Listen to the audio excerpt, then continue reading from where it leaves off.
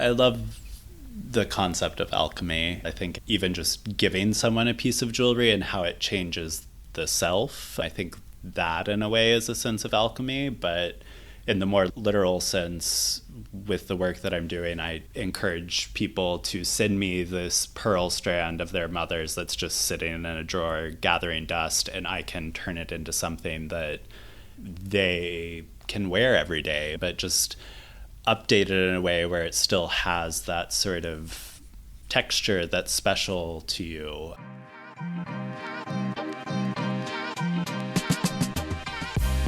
Welcome back to The Materialist, the podcast where we uncover the stories and artistry behind the objects we choose to bring into our lives. I'm Mark Bridge, the founder and CEO of At Present, matchmaker to extraordinary jewelry, and I am your host. Today, I'm thrilled to introduce a very special guest, Presley Oldham. Presley's jewelry is a reflection of his creative upbringing, his thoughtful approach to materials, and his love of imperfection and individuality. From upcycled pearls to intricate wire wrappings, Presley's work exudes a timeless, organic beauty that has captivated admirers around the world. In this episode, we'll dive into Presley's journey, his inspirations, and the alchemy of turning raw materials into wearable treasures. I'm so glad you're here. Welcome to The Materialist. Welcome back to The Materialist. I am delighted today to be joined by Presley Oldham, who is a new friend and a new member of the growing At Present family. And just so pleased to have you in the fold and to get the chance to talk with you today. Hello. I feel the same. Thank you very much for having me. It's a pleasure. Why don't we start by answering the foundational question? Who is Presley Oldham? Why are you here? What do you do? And what's going on in your world? What's going on? Who I am? Guess I'm still figuring all of that out. Perfect.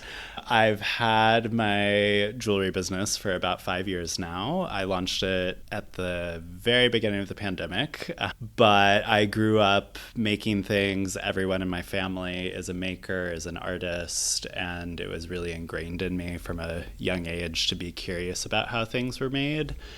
And though I never thought that my path would take me towards jewelry, it was something I was always interested in. And when the world was changing in 2020, it's what I came back to and what I found solace and comfort in. And to my great surprise, I was able to build a substantial business with it as well, which is hard work, but a delightful treat as well. And yeah, that's maybe a touch about me and my background, but I can go into more specifics if you'd like. I'm curious to understand that journey to jewelry. I think you mentioned that you grew up in a creative family and spent time working in a variety of arts before. Definitely.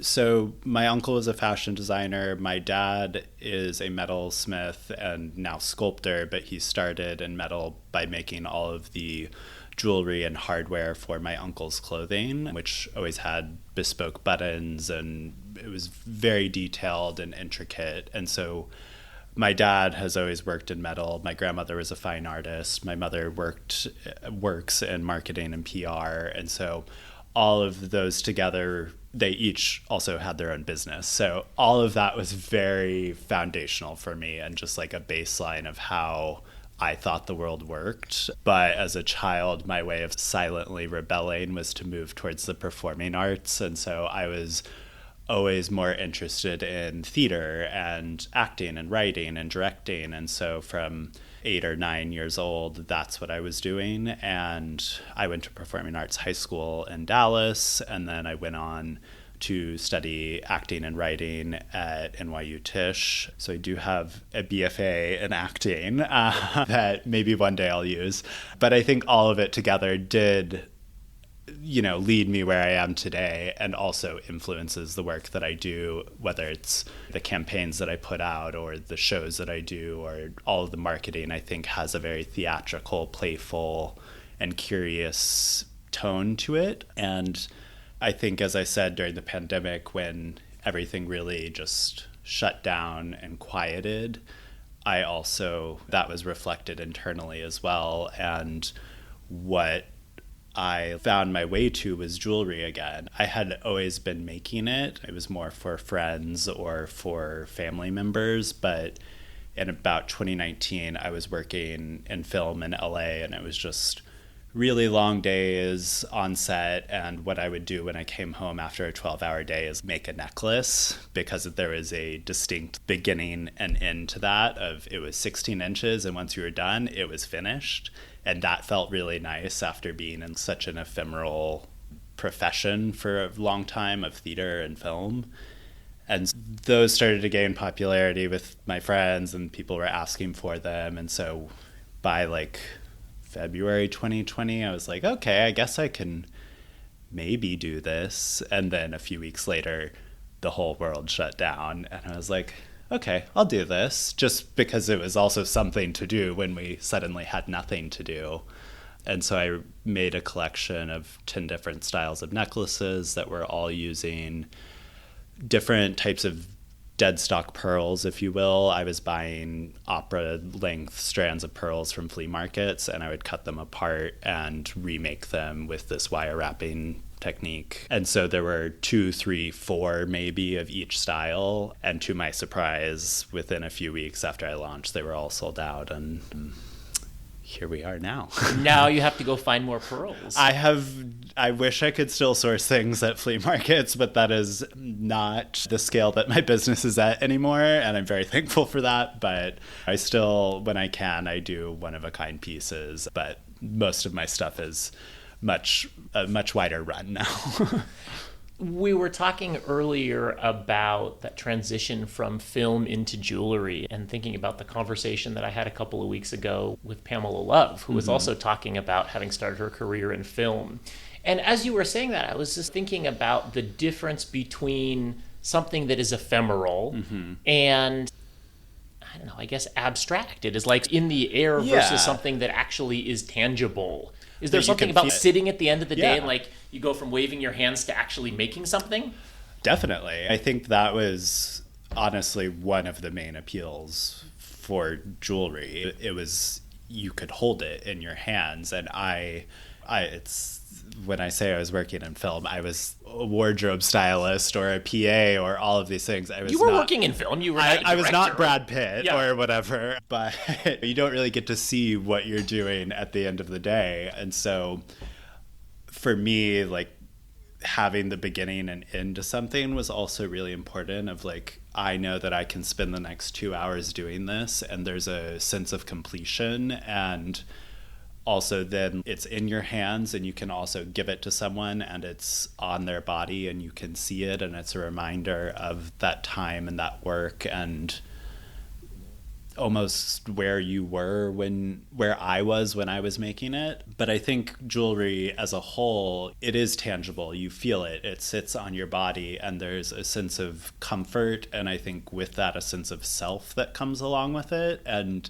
for me, my journey with jewelry has been just a winding journey of who I am and what I want to say with my work. And I think when I started out, it was very innocent. As I mentioned, I launched the company, and that was intentional, but I had no idea of where this would take me. I did not think I would be sitting here 5 years later talking about my work or having my work at this scale, and I'm eternally grateful for it. But I think the sort of connective tissue of jewelry is something that really interests me, and how people are attracted to it, how it feels. And there's something mysterious about it, in that it runs through time and through history. And these stones, these metals, it's elemental. And it sounds like I'm just saying flashcard words at this point, but I think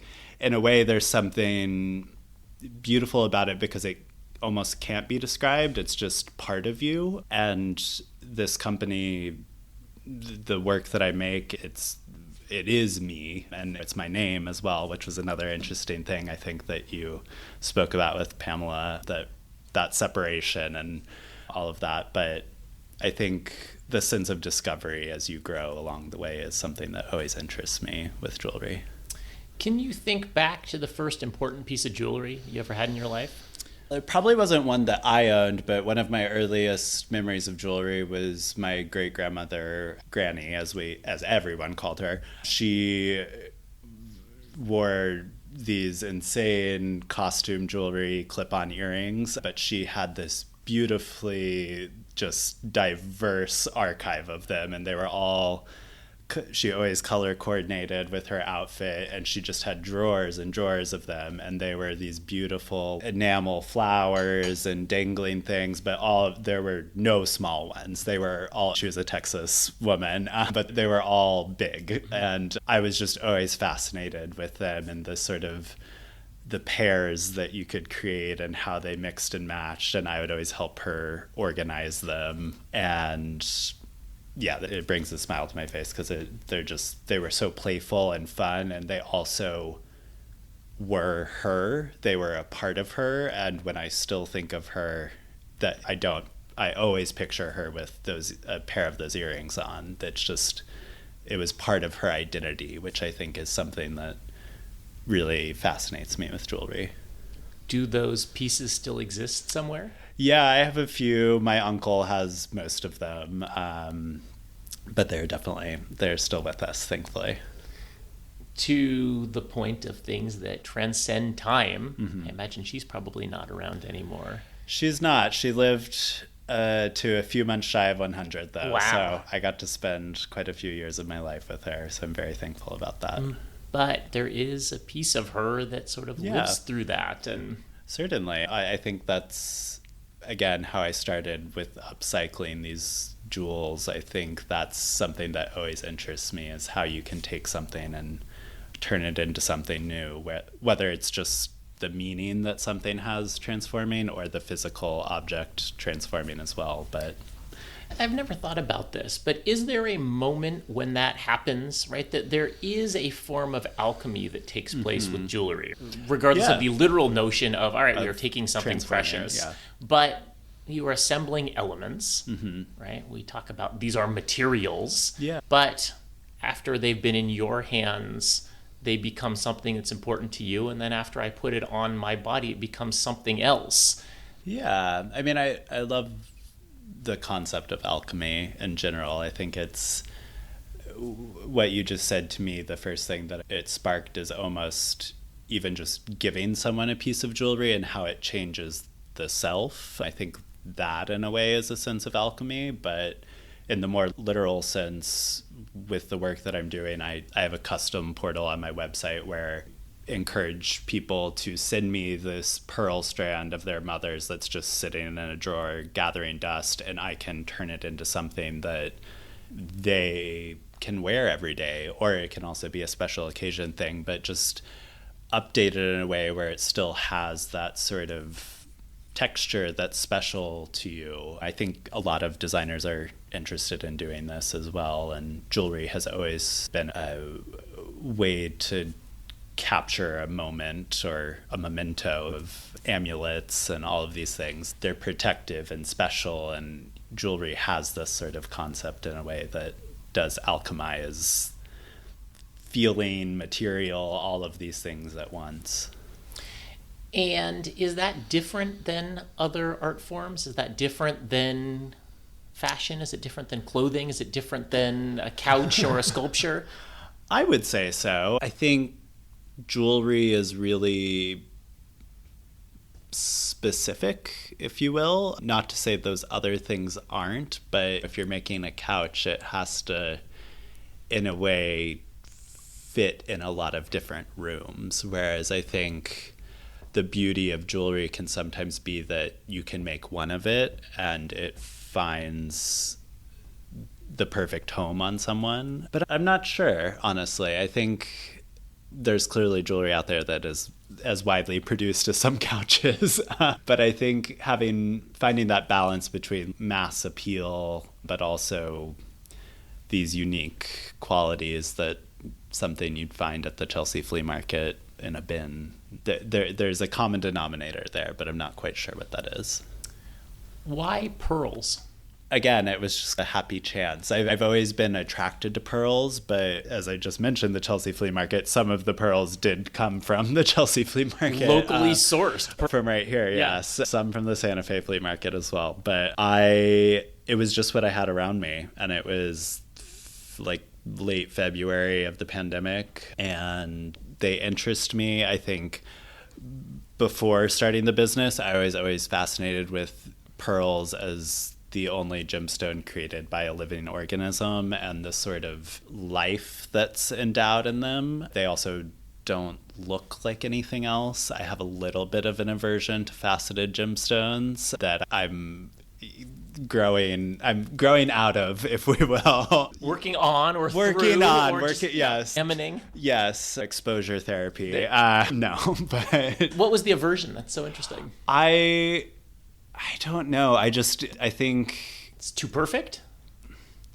no, I actually don't think they're very perfect. I think there's something more perfect about a pearl, like the luminosity of it and the curve of it. I think that to me is almost more perfect and found it. I know that faceted gemstones come out of the earth as well, and those are natural, but there's something beautiful about a pearl and the sort of luster, and they're connected to the ocean, the moon, the feminine, like all of this. I think you can see that in the curve of it. And faceted gemstones, I do love. I own some, and I also now Big admission. Yeah. Yes, I work with some now as well. But it's We're getting crazy. yes, but I've had to find the way to do it. I think the first pieces I introduced into my line using them are these faceted briolette stones that I use with my wire wrapping, which are two techniques that butt against each other. The curve of that stone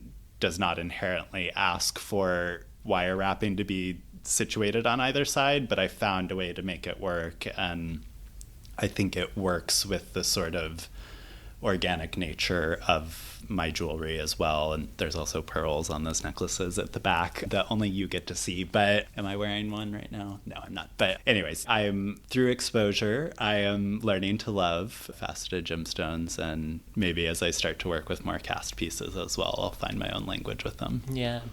So in early 2020, you start making things, you start finding an audience, people start resonating with it. Is there some moment where you decide, oh, I'm gonna make a business of this? This is a real opportunity. I decided that very early on. I launched the first collection on May 7th, 2020. On May 21st, I had a Vogue article come out about the line, and by the end of May, all of my pieces were sold out. And that first 4 weeks was very special, very innocent. I was in New Mexico living with my grandparents and not seeing anyone because it was still the height of the pandemic. So it felt very encapsulated, but I think that really worked in my favor because regardless of where I was or when it was, I would have believed that I could do this, but it was very easy to believe, oh, I can make this something, because as I said, everything was stripped away. So it just felt really simple to build upon. And so I launched a second collection by, I think, September of that year, and New York Fashion Week had gone digital for the pandemic, and so I showed a short film with the jewelry at Fashion Week, and then it quickly snowballed. And I think I also was lucky that I hit this flashpoint with men starting to wear jewelry in a different way, and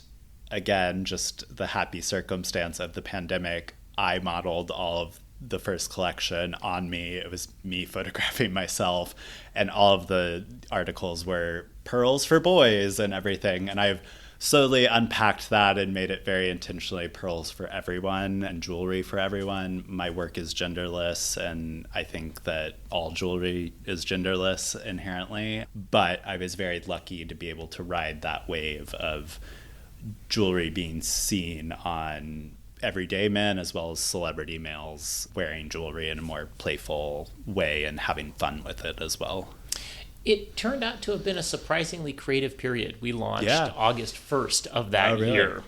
And it was one of those things like, you're going to launch a jewelry business in the middle of a global pandemic. We've got nothing else to do. Yeah, exactly. And a few of us did. So yeah, and I think that was actually a really good moment where people were looking for little bits of joy. Yeah. And the world felt very heavy. Yeah. And the highlight of the day was going and checking the mail to see if anything good came. And, you got a pair of earrings. You got a cool necklace. Definitely. Like, all right, that was the happiest thing that happened that week. I think actually a phrase you just used has been on my website since the pandemic when I launched was little bits of joy. Oh, interesting. I described it that way. It's just a bit to brighten your day and like every day as well, and to carry that with you. I think that's something that people have hopefully carried with outside of the pandemic as well. You talk about coming from a family of artists, a family of people who have built businesses. How did that play into this? I think there was, what's the best way to describe it? Just a blissful ignorance that like I saw all of these people do it, so it must be this is what easy. You do. You can do it. Yeah. I never thought it was easy. I knew from the beginning that it was hard, but I knew it was possible. And every moment, every day, every week is a different step in the business. And now that we're approaching 5 years, this 2024 has been both like, it's brought me to the largest scale of my business yet, but it's also had a lot of downturns, but just in the world, and people are buying things in a different way than they were in 2020, like we were just talking about. And I think as a business owner, as someone who hand makes pieces as well, mostly made to order, you have to adapt to each moment and be nimble in your business and also stay smart with it. And I did not go to business school. I went to acting school. So I'm doing the best I can, but I think I've learned to ask for help when I need it, and am growing advisors and mentors that I can ask for help. And what's been the hardest part? What's been surprising that's been the hardest part? I think just rolling with the ebbs and flows of it. And learning to not freak out. I think just trusting.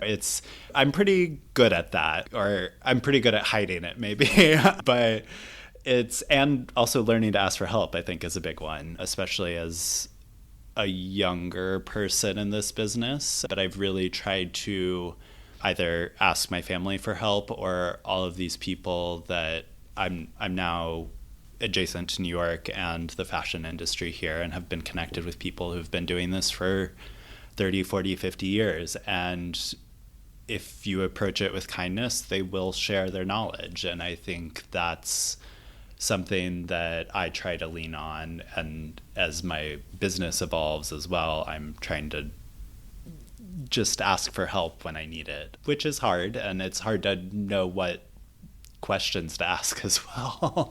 But at this threshold that I'm at right now with the company, I think I'm still making a good amount of the pieces myself, which that's both because I properly enjoy making the pieces, but also because if I'm being honest, not making enough money to fully hire the team that I need to. And I don't think that's something to be ashamed of, but I don't want to hire a full team if I don't have the money to properly pay them. And I think as a small business, emerging designer, whatever label you want to put on it, it's learning how to navigate that threshold and tip over to the point where I'm making the samples or whatever, but also stepping into more of the creative director position where I am leading a team of people and having this team produce these pieces so that we can reach more people and also grow the business to be more profitable, which it already is profitable, but at a very small level. And so what does success look like? And are there different goals in the near term and in the long term? Yeah, success is really subjective. I think for me as a designer, success means getting to make things that I have the desire to create, and that's pretty much it. I've had tastes of other things, of the the CFDA Vogue Fashion Fund that I just went through, that brought my work in front of people that I did not really ever expect to get to show my work to. And I'm extremely thankful for that. And I think from the outside, that could be a definition of success. And it definitely is. But for me, what I connect to the most is the making of the product and getting travel to New Mexico or California or Murano to go source new interesting materials and work with people in Murano who've been making glass their whole life and their families have been making glass. Like that is what interests me and fuels me, and that having the freedom to do that and the means to do that, that's success for me. And does this business know what it wants to be when it grows up?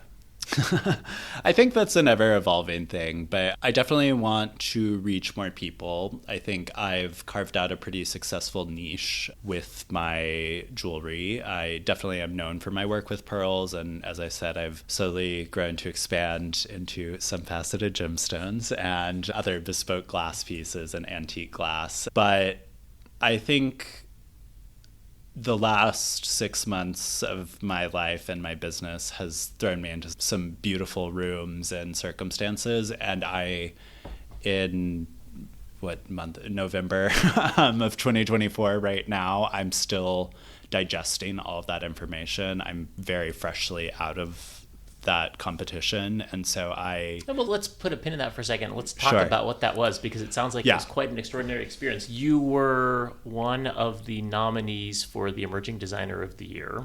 And there was a second thing, is that right? Yes. So what you just mentioned was nomination for the CFDA Awards this year, which was lovely. That was more of a one-off event, if you will. However, in tandem with that, I was a finalist for the CFDA Vogue Fashion Fund this year, which is a proper competition that I was one of 10 designers in. So I was competing with fashion designers. There was one other jewelry brand in it as well. But it's amazing, but it is a competition and 6 months long where you're having to show up in different ways and also compete against fashion designers, which You had to stage a fashion show, is that right? I did. As a jewelry designer, you got to... I think is the right phrasing.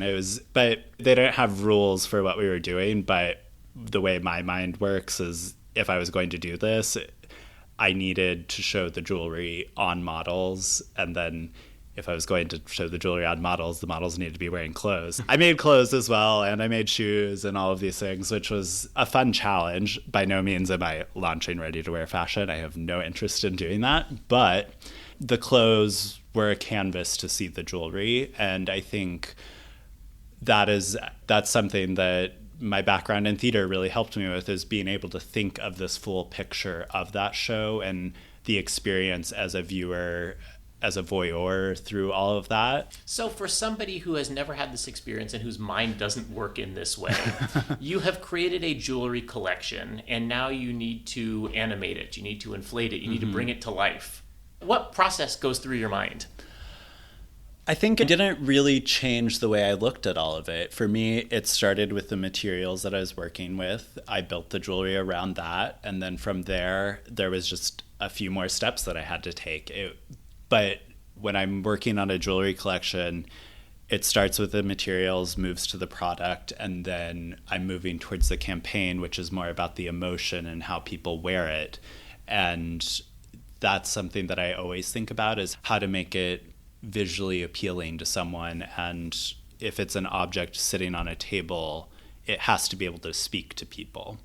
And I think when I started to think about the show, it was, how do I have that same spark of that moment where it pops out and people, it takes their breath away or something. And that was a moment where I was very thankful for my background in theater, of being able to go down this checklist of what is the soundscape, what is the path that they're walking, what is the tableau that they're all 13 models are creating at the end of it, what is, in terms of clothes, is it is the girl going to be in a super sexy dress, or is it actually sexier to be fully clothed in a jacket and pants and to have the jewelry drape in a different way? I think sculpting that sort of narrative is something that, I had to fine tune for the show, but that jewelry really grounded that was the reason we were all there, was to look at the jewelry. So it needed to ground the experience. And over the last 4 some odd years, I've gotten better at pinpointing that narrative with each collection of what is this jewelry speaking to. And I think a lot of that has to do with uplifting these materials in the best way and highlighting the beauty of the pearl or the Murano glass or the seed beads or the beaded flowers. Like, how do I bring those and show them in the best light? Yeah. As a consumer, what do I connect with first? Do I connect with the product? Do I connect with the maker? Do I connect with the story? What is the... Of my work? Yeah. Or if you think about you as a consumer, I don't know if those are the same or different questions. I hope for my work, people appreciate the handcrafted nature of it and the perspective that I bring on it. I'm not making the perfect Mikimoto pearl strand, nor do I have interest in doing it. They are doing that perfectly. I don't need to step into that arena. My work is a lot more unique and organic, or maybe unique is not the right word, but a lot more organic and embracing the sort of oddity of the pearl, because it is like freak show gem in this beautiful way of there's the lumpiness. I love that. I think that's how they form naturally in nature. And though a lot of the pearls that I'm working with are cultured, they still have that sort of organic quality. And for me, I try and embrace that and not move away from it by making it the perfect pearl strand. All of my work, whether I'm making a continuous pearl strand or not, there's no one pearl is exactly alike. And with the compost pieces that I make, those they're probably like 60 dangling pearls on a chain, and no one is exactly alike as well. But that piece was born out of the fact that I would collect the weirdest pearl and put them all in a bowl on my desk, and it became a sort of compost pile, if you will.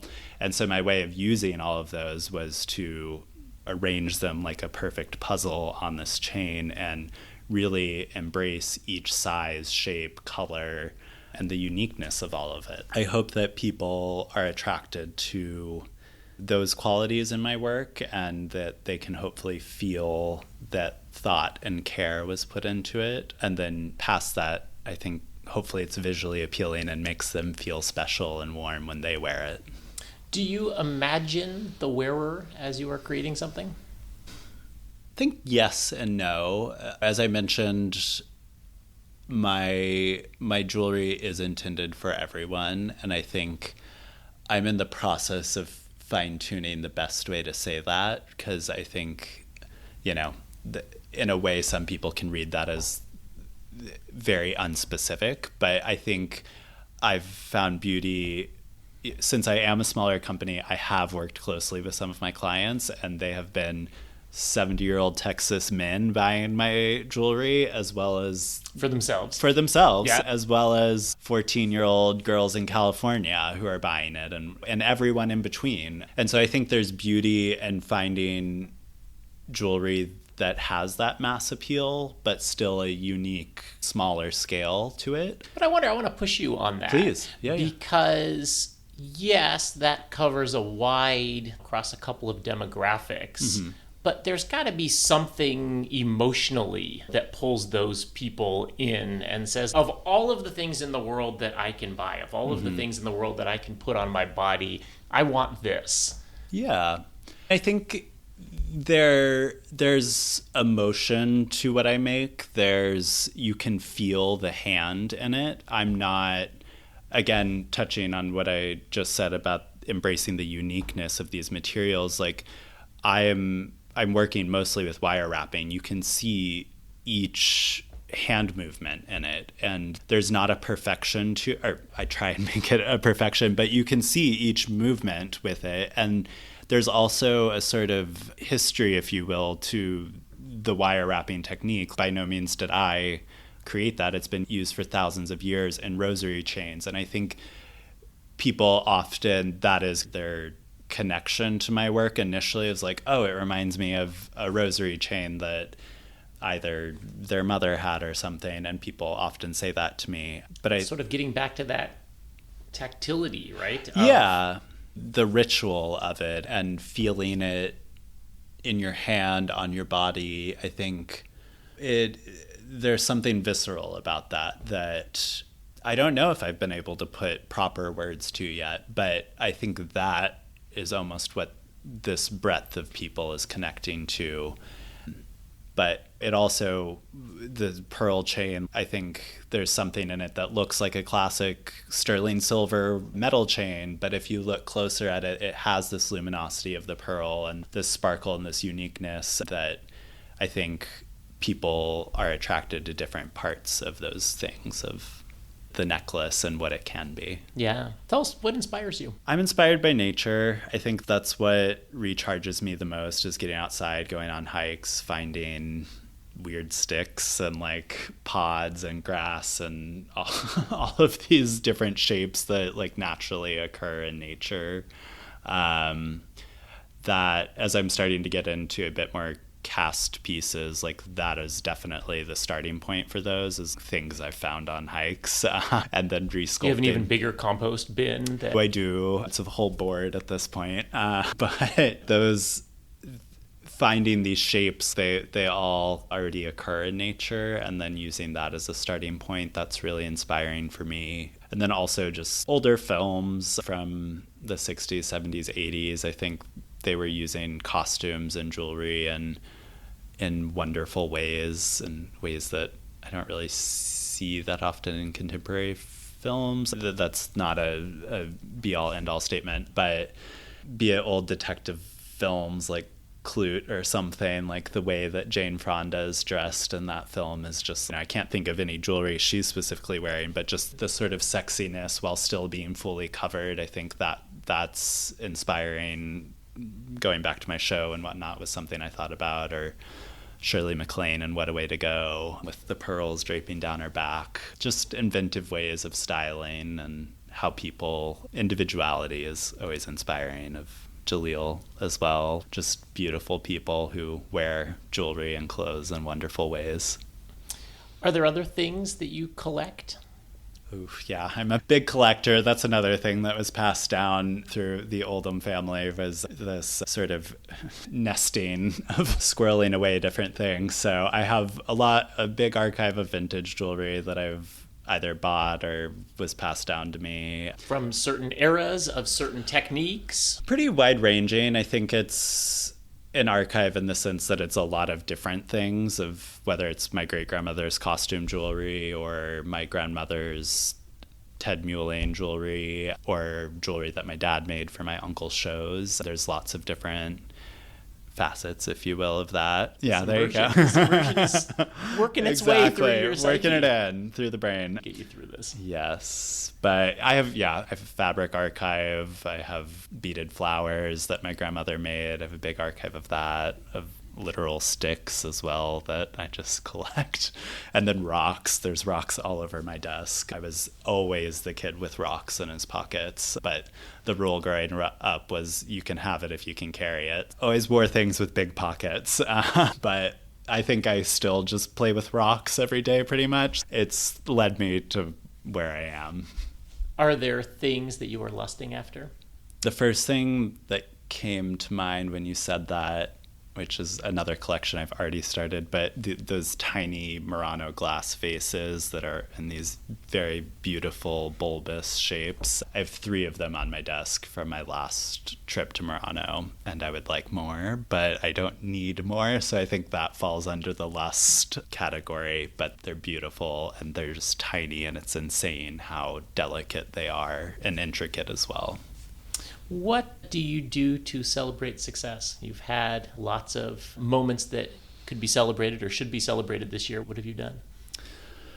I I try and take my time and take time away to decompress with friends. I live upstate, so going back upstate from the city is always just a big exhale of, okay, I can relax now. Literally. But I think the timing of all of this, of ending that and then going right into the holidays, I haven't had a proper moment of decompress. But I think just writing and taking your time to process everything you're going through, good, bad, everything in between. Just taking some moments of calm. That's something that I've had to remind myself over the last few months. But I'm very grateful for all of it. I think I'm still finding the way that I operate best in all of it.